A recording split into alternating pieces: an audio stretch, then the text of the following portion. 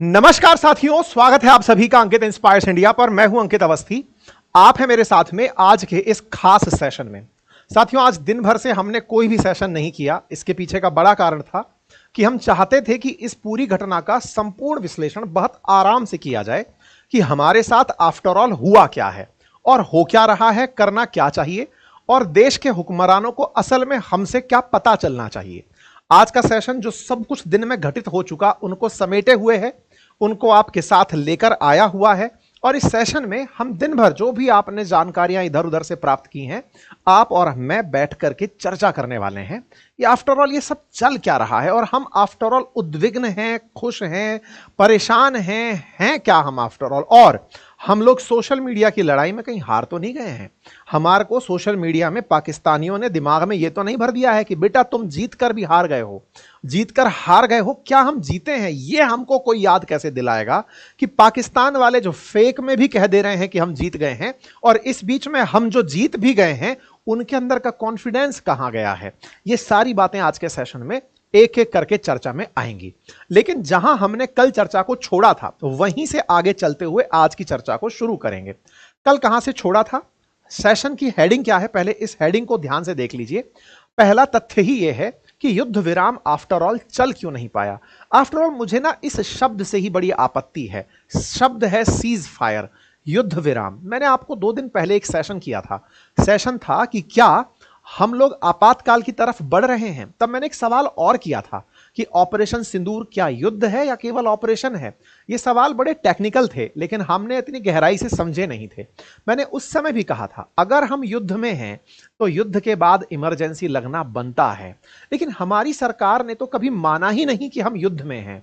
और जब आपने युद्ध में माना ही नहीं तो ये युद्ध विराम टर्म आफ्टर ऑल आया कैसे।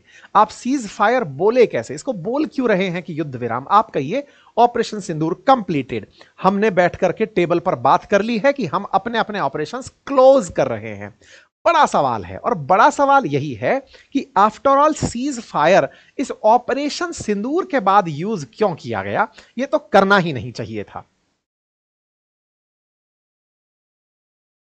तो आज के सेशन में हम इस विषय पर बहुत गहराई से चर्चा करने वाले हैं और चर्चा यह है कि हमने सीज फायर किया खुद के कहने पर, पाकिस्तान के कहने पर या अमेरिका के कहने पर, चर्चा करेंगे। नंबर दूसरा, अगर हमने अमेरिका के कहने पर किया तो क्या हमारी विदेश नीति फेल मार गई, नंबर 1।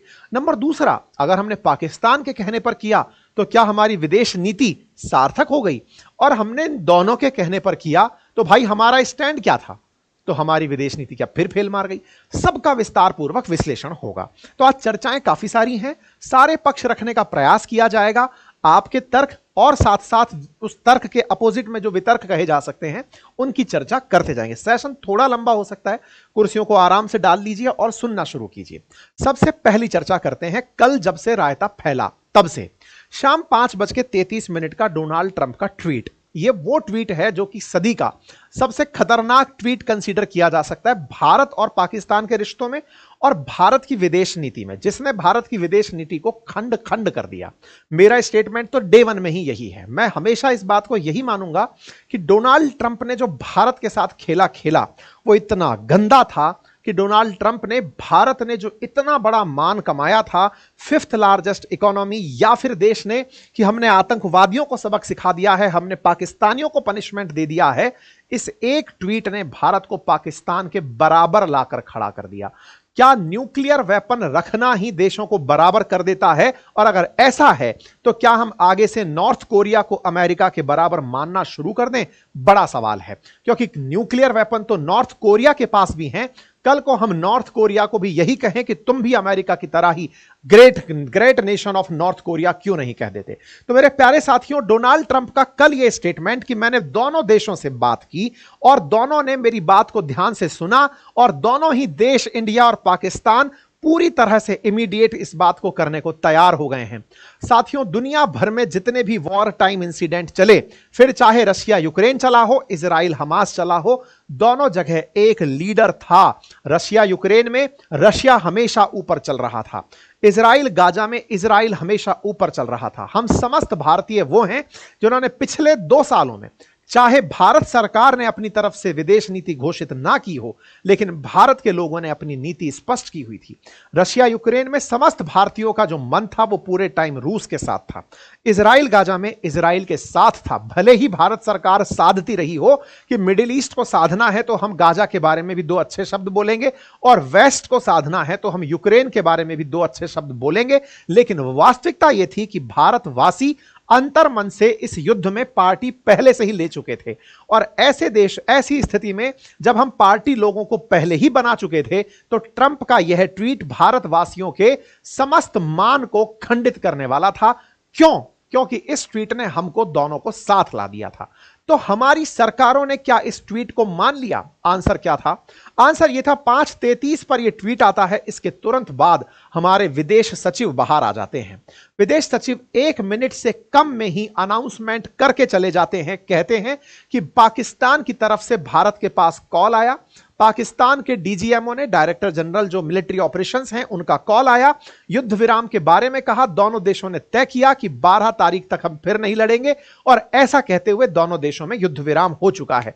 फ्रैक्शन ऑफ सेकंड्स में ही वो अपनी बात खत्म करते हैं और खत्म करके चले जाते हैं। उनके पीछे सेना आती है। सेना की तरफ से प्रेस ब्रीफिंग होती है और प्रेस ब्रीफिंग में अपनी उपलब्धियां गिनाई जाती हैं। लेकिन जिस तरह की हड़बड़ाहट दिखाई जाती है अपनी बातों को दिखाते ही, समझिए कि समस्त भारतीयों के अंदर एक जबरदस्त ज्वाला थी इस बात की कि नहीं, ये जो हो रहा है ये हमें बर्दाश्त नहीं है, ये जो आप लोग कर रहे हो ये हमें बर्दाश्त नहीं है। भारत सरकार अपनी तरफ से संभवतया ट्रंप के इस तरीके से तैयार नहीं थी। उन्हें पता ही नहीं था कि हमारे साथ कुछ ऐसा खेला हो जाएगा। मैं ऐसा क्यों बोलता हूं? क्योंकि डे वन से, जिस दिन से यह घटना शुरू हुई थी, भारत सरकार ने अपनी तरफ से अपना स्टैंड क्लियर किया हुआ था। भारत सरकार ने पहले ही कहा था कि हम आतंक के खिलाफ हमला कर रहे हैं, आतंकवादियों को मार रहे हैं, सेना हमारा टारगेट नहीं है। हम पर सेना हमला करेगी, हम सेना को रिटेलिएट करेंगे। हमने अपनी तरफ से पहले ही कहा हुआ था कि हमारा तर्क युद्ध करने का नहीं है, युद्ध नहीं है, हम केवल आतंकियों को मार रहे हैं, लेकिन अगर आप हमसे युद्ध करेंगे तो हम मुंहतोड़ जवाब देंगे। भारत मुंहतोड़ जवाब के लिए भारतवासियों को मोटिवेट तो देख लिया, नेताओं के बयान में यह सुन लिया कि नरेंद्र मोदी जी वही सब करेंगे जो आप चाहते हैं। भारतवासियों के जो मन में है प्रधानमंत्री वो सब करेंगे, लेकिन सही मायने में प्रधानमंत्री के करने से पहले ही, घोषणा करने से पहले ही, साथियों बस इतना सा सोचिए कि अगर 2 घंटे का गैप लगा होता, आप सोचिए कि आज समस्त भारतवासी किस गर्व की अनुभूति से अपने घर में मतलब पटाखे चला रहे होते। केवल 2 घंटे को मिस कर जाइए। कौन से 2 घंटे? ये टाइमिंग मैच करिएगा। 5:33 पर इस आदमी का ये मैसेज कि मैंने सीज फायर अनाउंस कर दिया है, और 5:30 बजे हमारे विदेश सचिव का बयान कि डीजीएमओ पाकिस्तान का कॉल आया। उन्होंने कहा कि हम हर तरह का वॉर रोकने के लिए तैयार हैं। आप सोचिए ये 2 घंटे इस पूरी समय में ना हुए होते, मतलब ट्रंप अपनी तरफ से ट्वीट ना किए होते और विक्रम मिस्त्री जी आकर अपनी तरफ से केवल इतना बयान देते कि हमारे पास पाकिस्तान के director general of military operation का कॉल आया और उन्होंने कहा कि हम हर तरह की अपनी गतिविधि को रोकने के लिए तैयार हैं, बस भारत भी रोक दे। क्योंकि अल्टीमेटली भारत तो डे वन से यही कह रहा था कि अगर पाकिस्तान हमारे ऊपर मिलिट्री कार्रवाई करता है, यह सोचते हुए कि आतंकियों की रक्षा के लिए उनको मिलिट्री का उपयोग करना चाहिए, तो हम उनको बदला देंगे, हम उनको रिप्लाई देंगे। अगर पाकिस्तान रोकता है तो हम तो डे वन से ही कह रहे थे कि हम रोक देंगे। सोचिए हर भारतवासी कितना खुश होता यह सुनकर कि पाकिस्तान ने आगे से माफी मांगी और हमने उसे इजाजत दे दी। लेकिन इस आदमी ने खेला कर दिया। पाकिस्तान को जो इसने कहा था कि बेटा तुम यहां पर जाओ और मना कर दो, मतलब आप इस पूरी गणित को अगर आप 1+2+3 करके देखेंगे ना तो आपको खेल समझ में आएगा। मतलब यहां पर समझने की आवश्यकता है कि ये हो किस तरह से रहा था सारा की सारा खेल। हम लोगों के साथ कल का दिन बहुत खराब था भाई। कल मतलब शनिवार ही था, मतलब बहुत खराब था। क्यों कह रहा हूं मैं इस बात को समझना। देखो पाक को यूएस का कॉल गया, क्या कहा गया कि देखो हमने तुम्हें अभी आईएमएफ का लोन दिया है, लोन की वापसी हमें करनी है, तुम्हें युद्ध रोकना होगा। पाक इस बात को क्यों मानने को तैयार हुआ? क्योंकि स्वाभाविक था कि उसे यह पता था कि पाक जैसे ही अनाउंस करेगा भारत युद्ध रोक देगा। मैं इस बात को भी क्यों कहता हूं इसको समझिएगा। भारत ने डे वन से, आप उठाकर देखिए हमारी किसी भी मिलिट्री प्रेस कॉन्फ्रेंस को, हम एक ही बात कहते हुए पाए गए हैं, और वो बात क्या है कि हमने आतंक के खिलाफ मुंहतोड़ जवाब दिया है। हमारी लड़ाई ना तो पाकिस्तान की जनता से है ना सेना से है, युद्ध करने के लिए नहीं आए थे, आतंकियों ने मुंह फेंका था, हम उनको मारने आए थे। अब अगर आतंकियों की बचाव में सेना आएगी तो हम सेना को भी जवाब देंगे, और सेना रुक जाएगी तो हम जवाब नहीं देंगे। आप तीनों दिन की प्रेस कॉन्फ्रेंस उठाकर देख लीजिए, बुधवार से लेकर के शुक्रवार तक की, कहीं पर भी हमने ये नहीं कहा कि हम युद्ध करने जा रहे हैं। ठीक है साहब, तो इन्हें यह पता था, यूएसए को पता था कि पाक को जैसे ही ये कहेंगे कि तुम्हारी सेना से कहो कि वो हमला ना करे, यानी कि वो आतंकियों की सुरक्षा के लिए भारत पर ड्रोन या मिसाइल ना चलाए, यदि तुम मानोगे तो भारत स्वतः ही मान जाएगा, उसके तो नियम में है। ये पांडवों के अंदर युधिष्ठिर है, ये नियम से ही चलता है। इसने कहा था कि बिल्कुल इतना सोफिस्टिकेटेड अंदाज में इंडिया चल रहा था। तो अब क्या होता है, यहां से भारत के पास कॉल आता है, और कॉल आता है कि सर हम अपना वॉर रोकने के लिए तैयार हैं। और यह बात हमारे प्रेस सेक्रेटरी बोलते हैं, विदेश सेक्रेटरी आकर बोलते हैं कि हमें यह कॉल आया है कि हम युद्ध रोकने को तैयार हैं। लेकिन यह कॉल आया 3:35 पर कॉल आया कि हम युद्ध रोकने को तैयार हैं। इंडिया की तरफ से हमारे फॉरेन सेक्रेटरी जो हैं वो अनाउंसमेंट करने में लेट हो जाते हैं, वो 6 PM पर अनाउंसमेंट करते हैं, और इनसे पहले ये महाशय 5:33 पर अपना ट्वीट चिपका देते हैं। मतलब आप समझिए कि इस अंतरराष्ट्रीय संबंध में समय का कितना महत्व है। अगर इसी समय पर 3:35 पर जब भारत के पास कॉल आया कि हम अब 12 तारीख के लिए सीज फायर कर रहे हैं, हम उसी समय आकर के बस मिलिट्री हमारी ये ब्रीफिंग दे देते कि पाकिस्तान 30 सेकंड की ही देते कि पाकिस्तान से कॉल आया है, वो सीज फायर करना चाहता है, हमारे देश में सेलिब्रेशन होते कि दुश्मन ने पैर टेक दिए हैं। लेकिन खेला क्या कर दिया, इस आदमी ने ट्वीट कर दिया कि मैंने इन दोनों देशों को टेबल पर बिठाकर सीज फायर के लिए मना लिया है। हमारा सीज फायर के लिए मानना कभी था ही नहीं। अगर होता तो क्या हम इनको मारने अंदर जाते?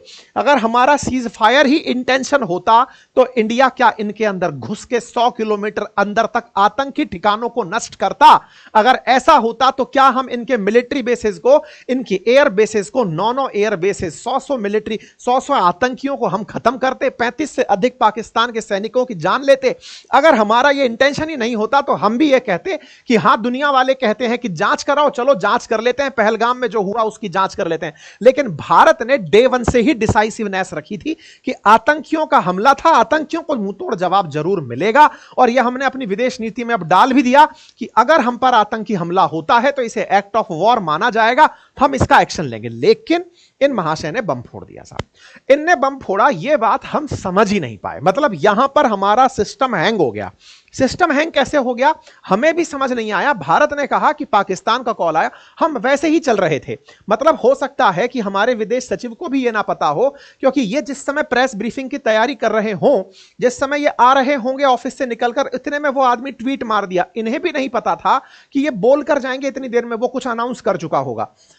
दिक्कत क्या हुई कि विदेश सचिव बोलकर गए। अच्छा, विदेश सचिव भारत के विदेश सेवा के अधिकारी होते हैं या प्रशासनिक अधिकारी होते हैं? प्रशासनिक अधिकारी तो वही सब करते हैं जो सरकारें करते हैं। हमारे देश के लोगों का गुस्सा जो है ना, वो इनके ऊपर भी फट गया। मैं देखिए आप सबसे एक बात की गुजारिश करूंगा, सरकारें निर्णय लेती हैं, अधिकारी जितने भी हैं वो सब एग्जीक्यूट करते हैं। आप लोगों का गुस्सा इनके प्रति उचित नहीं था। आप में से बहुत सारे ट्रोलर्स इनके घरों तक पहुंच गए, इनके घरों की तस्वीरें, इनकी प्राइवेट तस्वीरें निकाल कर उन्हें पब्लिक करने लगे। आप सोचिए ना कि एक व्यक्ति जो पूरे देश को पूरे टाइम संबोधित कर रहा है, उसके साथ ऐसा बर्ताव, ये सभ्य भारतीयों की निशानी नहीं हो सकती। अक्सर हम कहते आए हैं कि हमारा नेचर जो है ना, वो हमारे संस्कार हैं, हमारी प्रवृत्तियां इस तरह की ना हो। हमारे निर्णय एक किसी व्यक्ति के हाथ में नहीं थे। ये देश तो नहीं चला रहे थे ना, ये तो केवल आपको ब्रीफ करने आ रहे थे, सरकार के आदेशों को आपको बताने आ रहे थे। तो इनके साथ जो हुआ उसके लिए हमें दुख है। आप में से कई सारे साथी भी शायद मेरी तरह व्यथित हों। इनके साथ सोशल मीडिया पर ट्रोलिंग नहीं होनी चाहिए थी। आगे से हम इस बात का ख्याल रखें। ये जिम्मेदार कारक नहीं है। नाराजगी आपकी सरकारों से हो सकती है, आपने जिन्हें चुनकर भेजा है उनसे हो सकती है, आप उनसे सवाल करें। इनसे सवाल करना उचित नहीं है। इनसे सवाल सरकारें करेंगी, आपको यह समझना चाहिए। ठीक है साहब, तो हम आगे बढ़ते हैं। तो यह जैसे ही खेल हुआ, थोड़ी ही देर बाद में सारी की सारी स्थिति बदलने लगी। क्या बदलने लगी? बदलने ये लगी कि हमको भी कहीं ना कहीं मन में मलाल था, और पाकिस्तान जिसने हमसे ये कहा था कि डीजीएमओ ने हमसे फोन पे कहा है कि युद्ध रोक दो, पाकिस्तान वालों को लगा यार हमारी तो इंसल्ट हो गई। अच्छा, पाकिस्तानी लोगों का एक बहुत बड़ा काम बताता हूं मैं आप लोगों को, वो आप लोगों के सोशल मीडिया को बहुत अच्छे से कंट्रोल करते हैं। आपको इतना मिस इंफॉर्मेशन भर देंगे कि आपका आत्मविश्वास कहीं खो जाएगा। मिस इंफॉर्मेशन इस तरह से आपके सामने दिखाई जाएगी कि पाकिस्तान में तो सेलिब्रेशंस हो रहे हैं कि देखो इंडिया को घुटने टिका दिए। सोचो, जो आगे से आपसे कहा कि हमको माफी कर दो, डीजीएमओ खुद कॉल किया, हमारे यहां के विदेश सचिव ने आगे से बोला है कि हमें कॉल आया, वो अपने देश में क्या घोषणा कर रहे हैं, हम युद्ध जीत गए हैं। लेकिन उनको लगा कि भारत वालों ने तो ये वाली बात जनता को बता दी कि हमने कॉल किया है, बोले ये तो इंसल्ट हो गई। इंसल्ट हो गई तो एक काम करते हैं, हम वायलेशन करते हैं सीज फायर का, और हुआ भी यही। 5 बजे सीज फायर अगर लागू हुआ है तो 3 घंटे बाद ही पाकिस्तान ने सीज फायर का उल्लंघन कर दिया, और 8 बजे पाकिस्तान की तरफ से जम्मू कश्मीर, अखनूर, पुंछ, नौशेरा, श्रीनगर, सांबा, उधमपुर यहां पर फायरिंग होने लगी। हम इस समय अपना सेशन कर ही रहे थे, और उस सेशन में हमने यह अपडेट आपको दे दिया था श्रीनगर के मुख्यमंत्री के हवाले से। हमने बताया कि भारत के बॉर्डर्स पर फिर से ब्लैकआउट हो गया है, फिर से सीज फायर वायलेशन सुनाई देने लगा है। हम भारतीय इतने उद्विग्न थे कि ये जो सीज फायर वायलेशन हुआ, इसने भी हमें शांति दी। हमें ऐसा लगने लगा कि ये निर्णय अमेरिका के हाथ नहीं होना था। इसीलिए हमने कल सेशन जो किया उसमें लाइन यही थी कि अमेरिका की मध्यस्थता बर्दाश्त नहीं।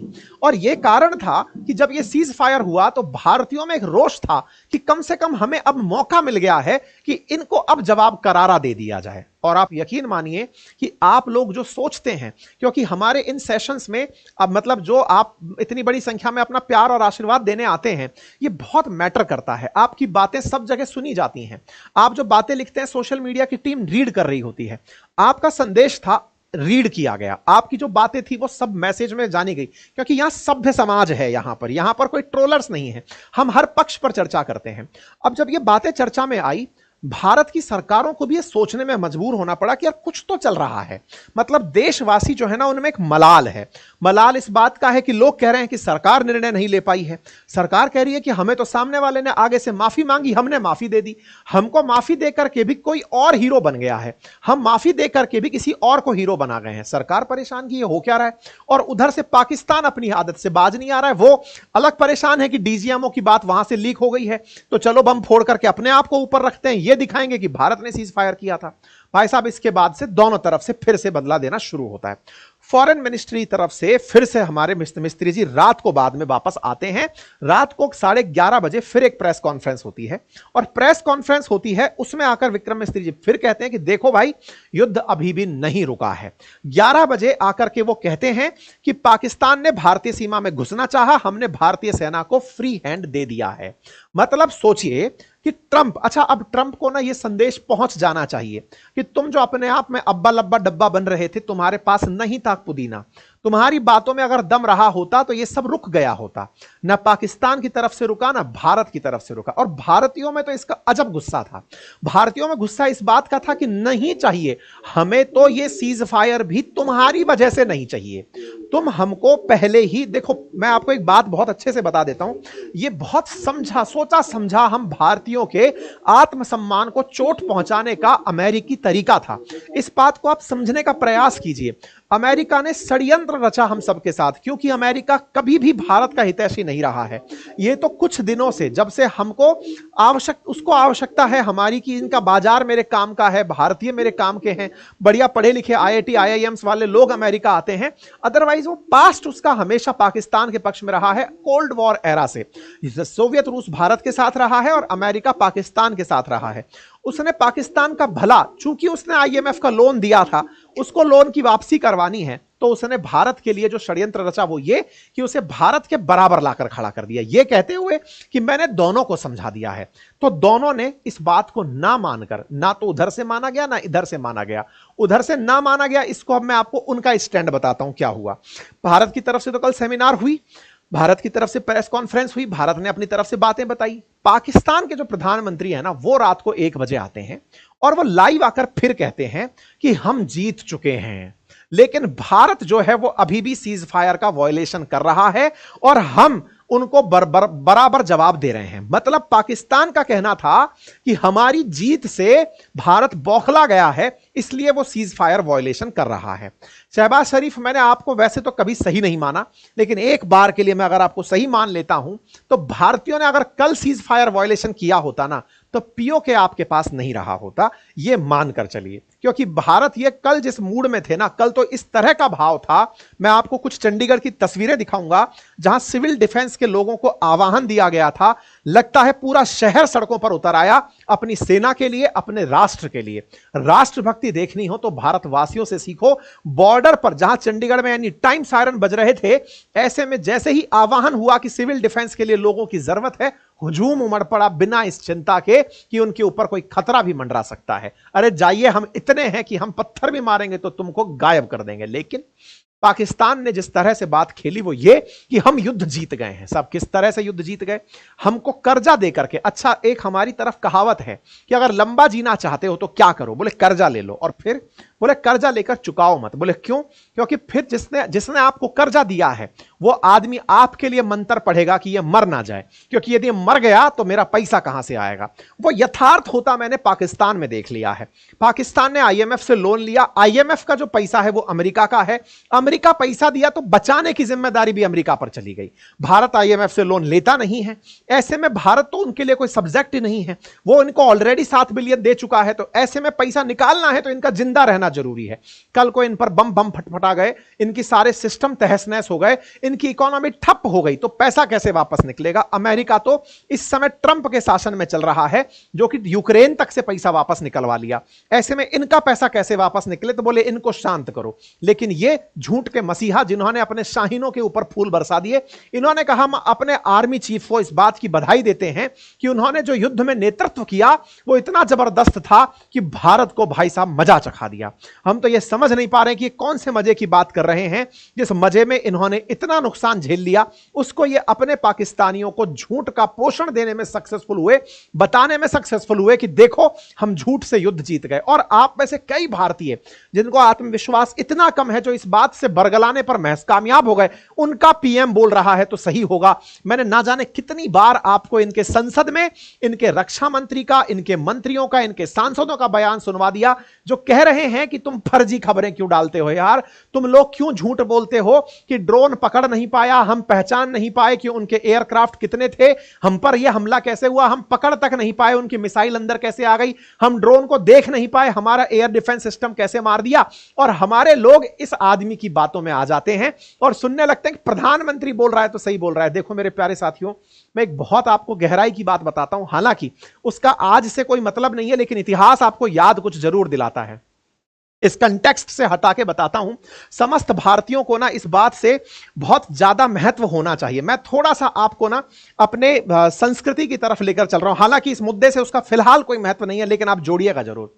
आपको पता है हमारे वैदिक साहित्य के बारे में क्या कहा जाता है? हमारे वेदों के बारे में कहा जाता है कि ये श्रुति आधारित है। श्रुति आधारित है मतलब क्या है? मतलब ये कि इन्हें सुन करके एक जगह से दूसरी जगह ट्रांसफर किया जाता था।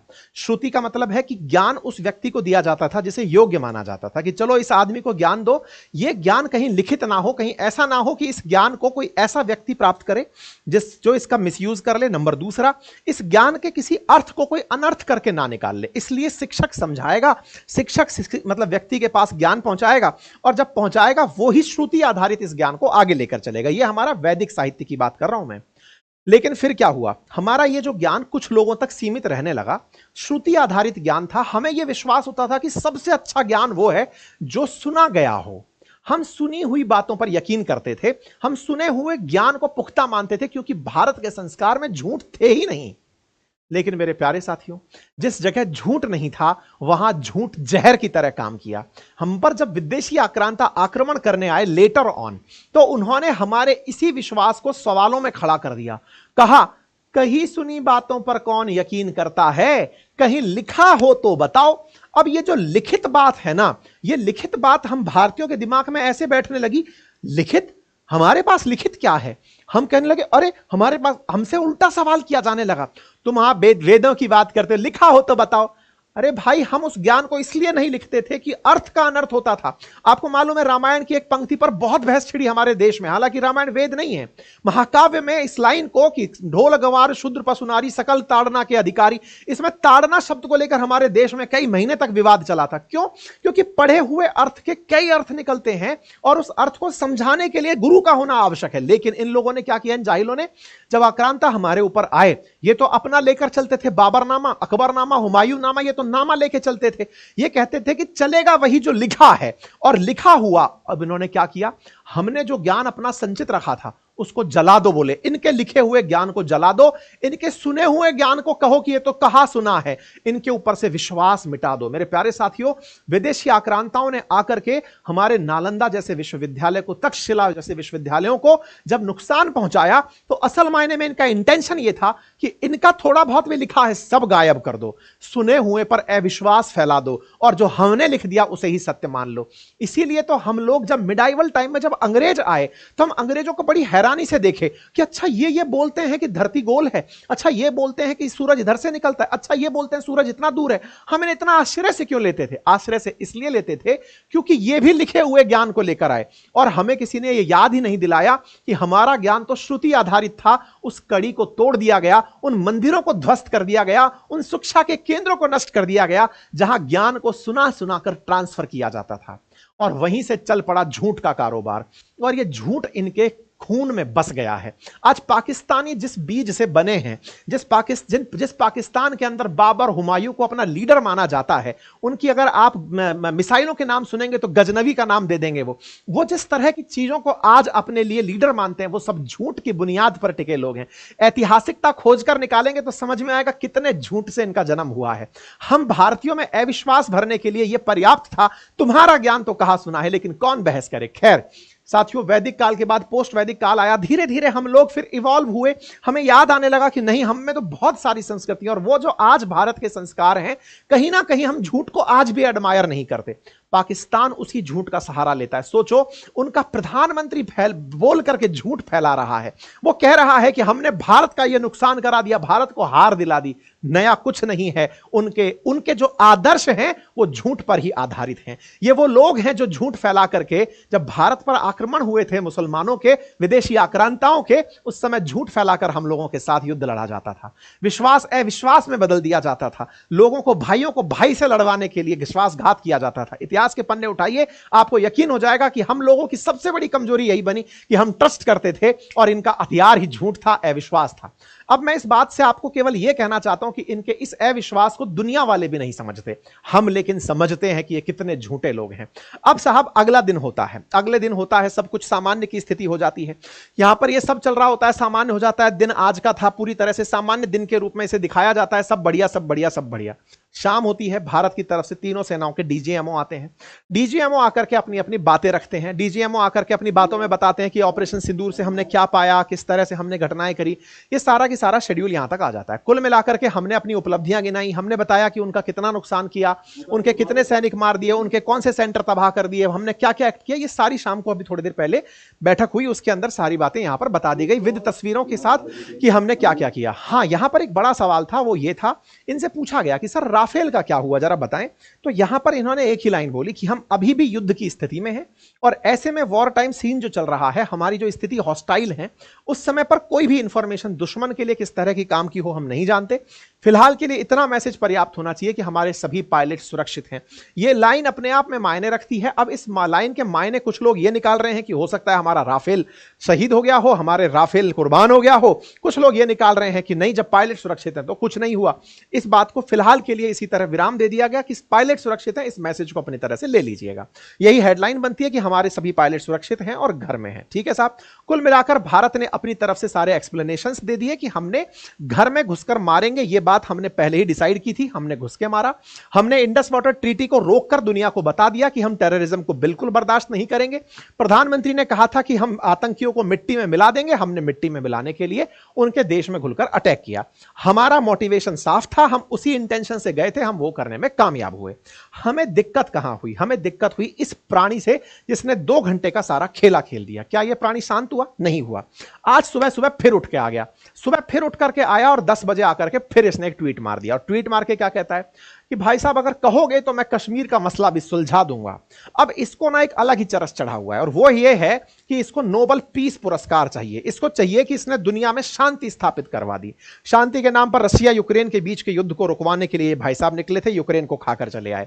भारत पाकिस्तान के बीच सीज फायर करा दिया। इनके बेटे ही इनकी तारीफ में खड़े हो गए कि पापा आप ग्रेट हो, मतलब आपने मजा ही कर दिया। ठीक है ना। ये साहब जो सारी तरह की बातें ट्रंप के केस में हो रही हैं, उन सब बातों में ट्रंप फिर से निकल कर आते हैं और फिर एक लाइन मार देते हैं और वो कहते हैं कि भारत पाकिस्तान दोनों ग्रेट नेशन है। हमें तो केवल जलन ही सी बात की है कि तुम भारत और पाकिस्तान का नाम साथ क्यों ले रहे हो। हम इसी वजह से आज के सेशन में ये लाइन डाले हैं कि भारत को अपनी विदेश नीति को दोबारा से सोचने की आवश्यकता है। हमें आवश्यकता है कि हम इस बात पर विचार करें कि हम सीज फायर वायलेशन के बाद क्या अब पीओके को लेने के लिए तैयार हैं, क्योंकि हम इस व्यक्ति की बातों से तो तैयार नहीं हैं।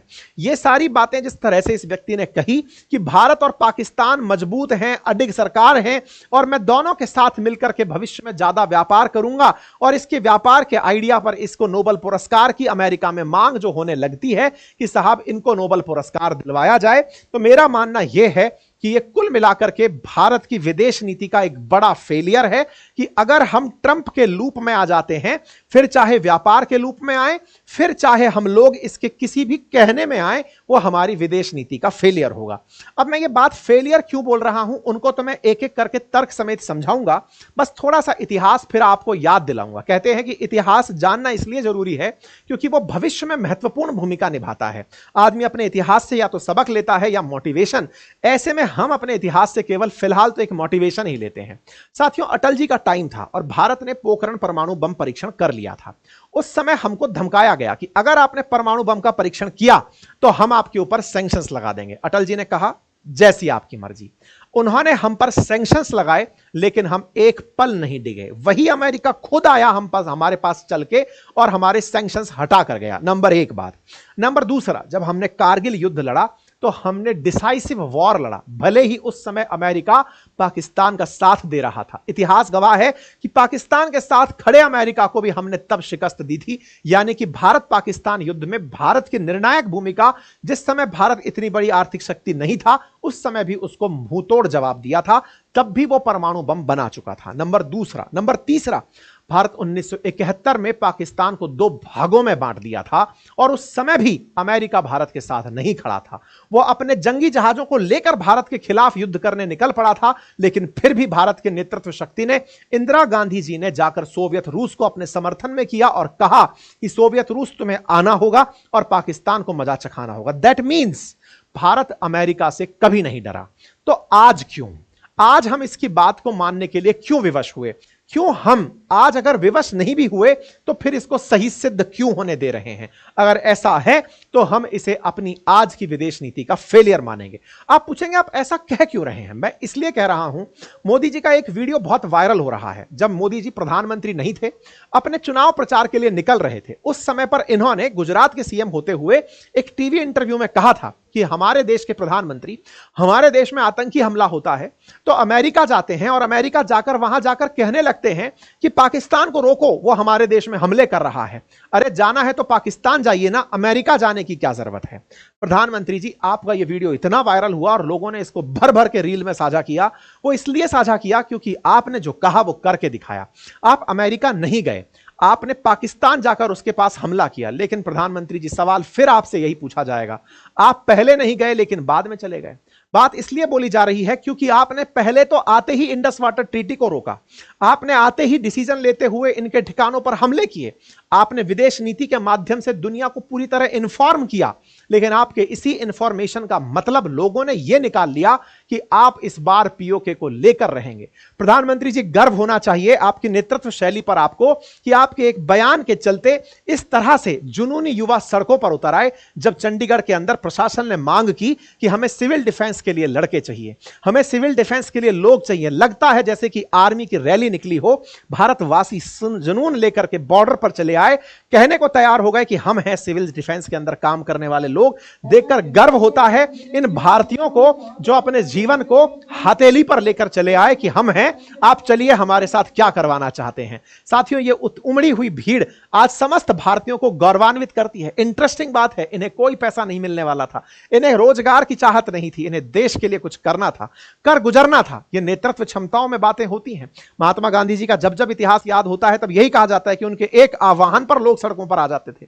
प्रधानमंत्री जी, आपने जो लोगों के अंदर यह जज्बा जगाया कि हम इस बार तो कुछ निर्णायक करेंगे, समस्त भारतीय इस पीओके की याद में कि हम पीओके को लेकर रहेंगे, सड़कों पर लोग उतर आए थे। आपके आह्वान पर चंडीगढ़ प्रशासन के कहते ही लोग इस तरह से उतर कर आए।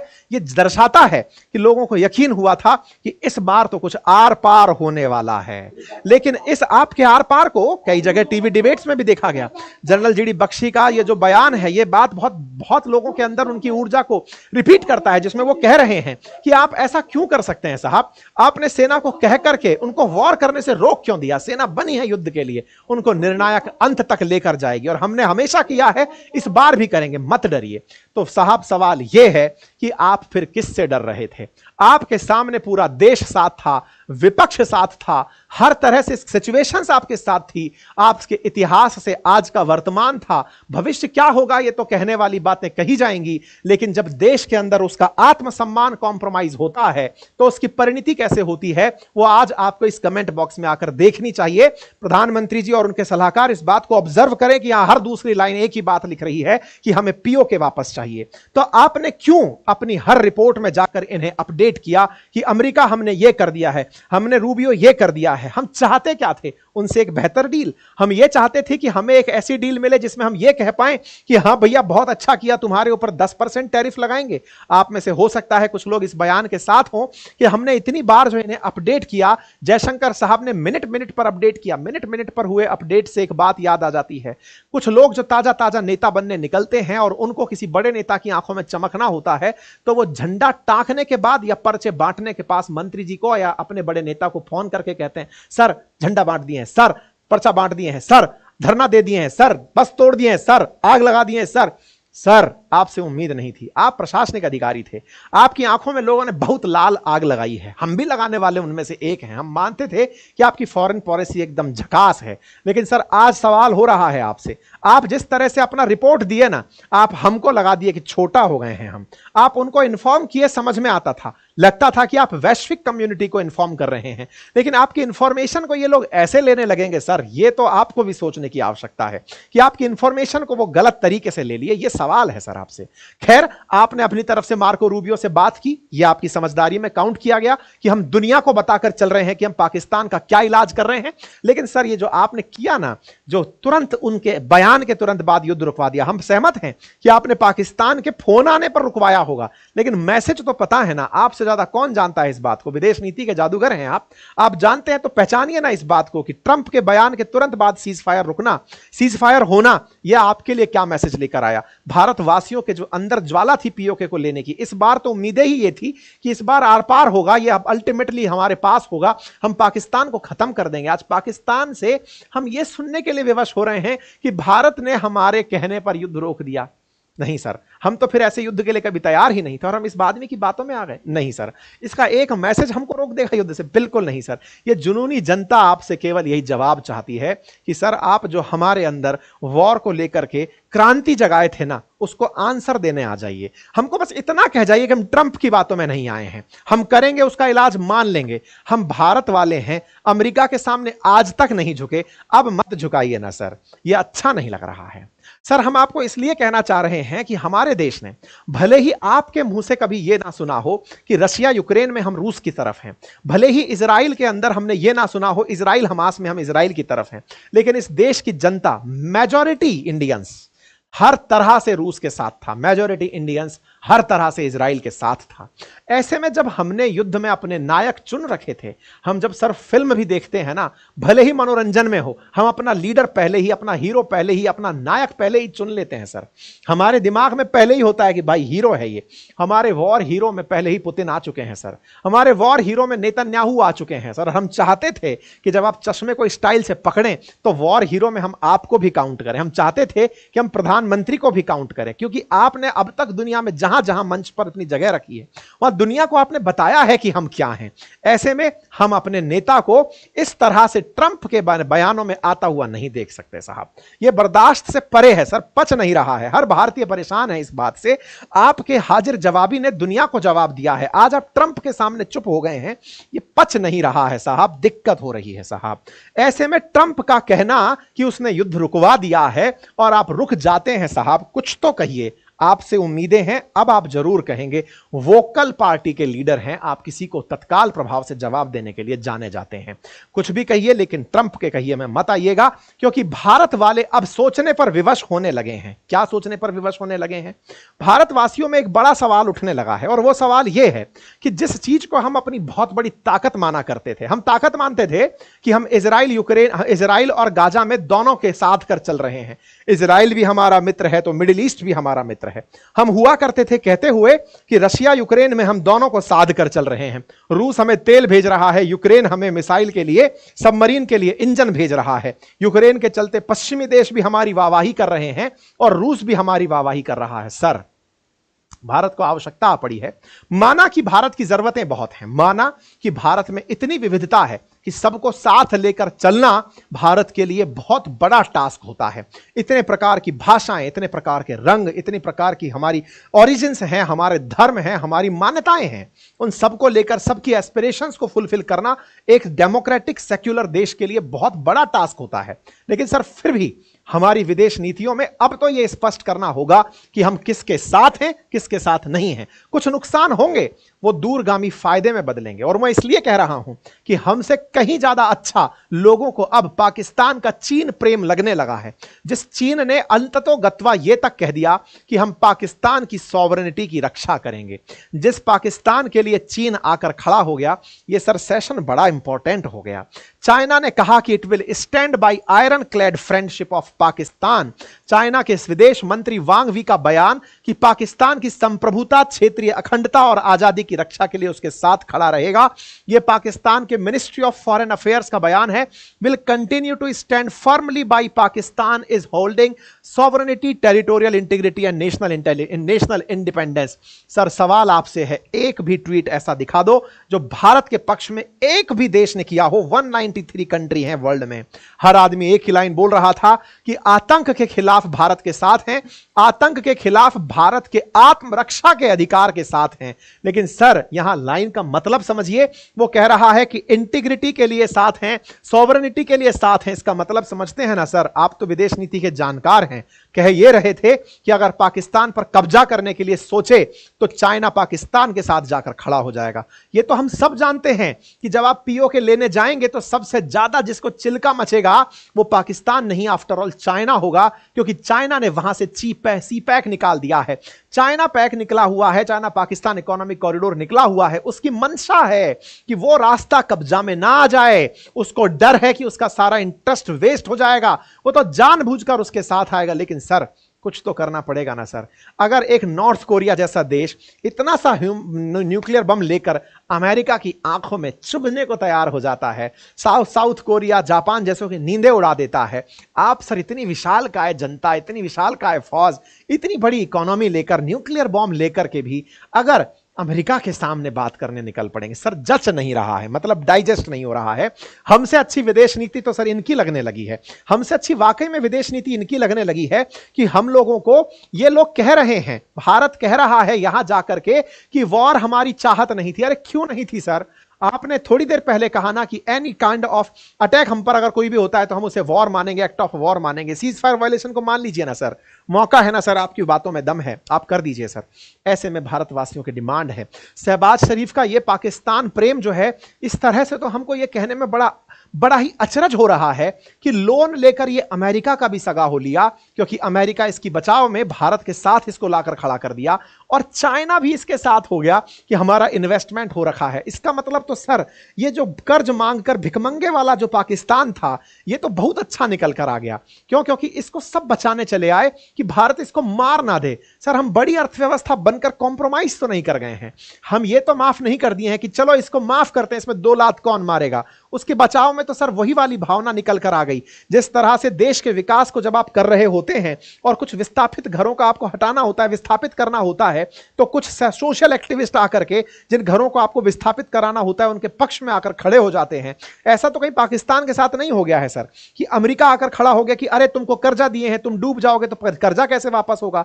चाइना वाला कह रहा है तुम में पैसा लगाएं, तुम्हारे ऊपर हमला हो गया तो हम क्या करेंगे। तो सर ये तो तरीका बहुत अच्छा रहा सर, फिर आप भी यही तरीका अपनाइए ना सर। ये तो गड़बड़ हो गया है मामला, क्योंकि हम कुछ कर नहीं पाए सर, हमको करना था, हम चाहते थे। पाकिस्तान के प्रधानमंत्री बार बार जो कह रहे हैं कि भारत ने हम पर हमला किया, उसको तो खुद ट्विटर कह रहा है कि तुम झूठ बोल रहे हो, उसको ट्विटर कह रहा है कि तुम झूठ बोल रहे हो, फिर भी आप नहीं जवाब दे पा रहे हो सर। मतलब ये भारत पर आरोप लगा रहा है, ट्विटर कह रहा है कि ये कह रहे हैं कि इनने हमला किया है। ये तो आप पर एक्ट ऑफ वॉर है सर, एक्ट ऑफ वॉर है तो एक्शन लीजिए ना सर। है अभी के लिए हेडलाइंस बन रही थी, कुछ देर पहले अखबारों में चल रहा है कि साहब बॉर्डर एरियाज में फिर से ड्रोन तैरते हुए देखे गए हैं। जिला प्रशासन कह रहा है ऐसा कुछ नहीं हो रहा है, सब सही है। समझ नहीं आ रहा है सर क्या हो रहा है। हम चाहते हैं कि आप आएं, आकर के भारतवासियों को फिर से सोचने के लिए मौका दें, क्योंकि ये भारत इस समय आपकी लीडरशिप में चाहता है कि इसका अच्छा वाला इलाज कर दीजिए ना, अदरवाइज बहुत सारे कुकुरमुत्ते उग आएंगे जो आपका आने वाला समय जो है ना वो सोचने पर विवश कर देंगे। ये तो मेरी तरफ से मांग है, बाकी मेरे समस्त भाई बहन क्या चाहते हैं वो कमेंट बॉक्स में सेशन पूरा होने के बाद जरूर लिखें। चैनल को ज्वाइन कर लें, चैनल को सब्सक्राइब कर लें, जिस भी तरह से अपनी बात हम तक पहुंचा सकते हैं पहुंचाएं, क्योंकि साथियों आपके इस चैनल को बहुत सारे लोगों द्वारा देखा जा रहा है, नोटिस किया जा रहा है। आप अपनी बातों को गरिमापूर्ण तरीके से रखें और हमेशा याद रखें कि हमारा एक ही संदेश है और वो ये है कि हम बड़ों के सम्मान में कोई कोताही नहीं बरतेंगे, छोटों को प्यार देंगे, अपना व्यक्तित्व इस प्रकार से विकसित करेंगे कि महिलाएं हमारे साथ सुरक्षित और सम्मानित महसूस करेंगी। समस्त भारतीयों का यह धर्म है कि वॉर टाइम सिचुएशन में किसी भी प्रकार की गलतफहमी से बचेंगे और बचते हुए हम अपने भारत के लिए सदैव सजग रहेंगे। फिलहाल के लिए इतना ही साथियों, जय हिंद, जय भारत।